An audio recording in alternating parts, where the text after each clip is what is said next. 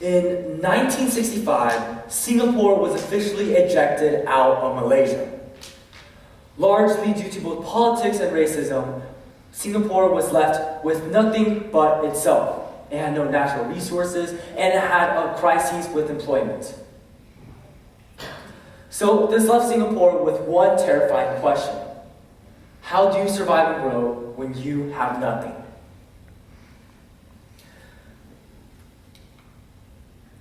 This is a very complicated dilemma that many leaders today would struggle with solving. But with a fire hose of self-determination and an iron heart, Lee Kuan Yew, this man, would go on and solve this question. Lee first made sure that his country was united, that all ethnicities could live together. So what did that mean? Well, that meant that there was not going to be any, it was going to be an integrated country as a whole. His second order was to turn Singapore into a metropolis. He did this by building high-rises at neck-breaking speed, which made it possible for 80% of Singaporeans at the time to own the public housing that they lived in. And it transformed Singapore completely, making even Mamdani's plan for affordable housing seem uninfluential. Lastly, he knew Singapore's Achilles heel was its economy, so he rebuilt it from the ground up. Instead of relying on resources Singapore didn't have, he instead focused on marketing Singapore for what it did have, which was now its language.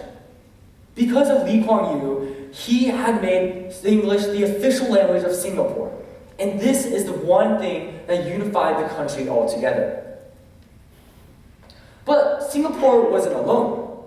Because of their unprecedented rate of economic growth in the latter half of the 20th century, Singapore, along with Hong Kong, Taiwan, and South Korea, are now referred to as the Four Asian Tigers. Much like what Singapore had to go through, Hong Kong and Taiwan struggled with finding a central government, while South Korea was fighting in a Cold War with the North. Just like the struggles, each country's story is just a little bit different from another.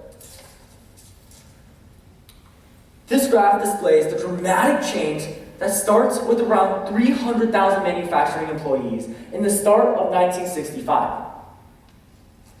But it peaks at 1 million, and nearing the end of the century, Hong Kong had nearly completely eradicated their manufacturing sector.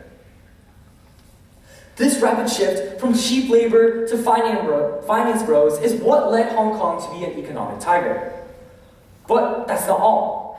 Because for Taiwan, it was about finding an unpredictable market to invest nearly every resource in. And it worked out for them. They even formed the Chip 4 Alliance, creating relations with the United States, South Korea, and Taiwan.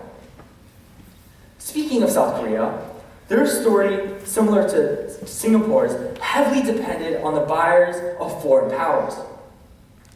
Through this, they transformed their economy from poverty to rapid growth. Here's why that matters for us today.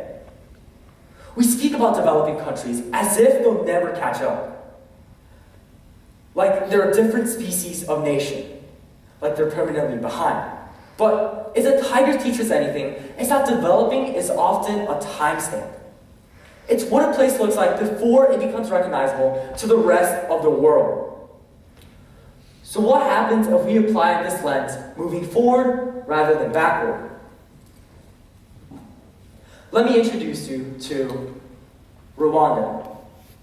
Rwanda is a country gifted with Africa's beautiful nature and Switzerland's national security. What I'm not saying is that Rwanda will be guaranteed to be the next Asian tiger, or that it is a perfect country.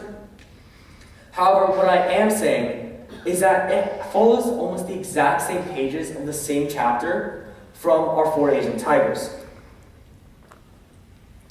In other words, the raw ingredient that every tiger had at the start is already present.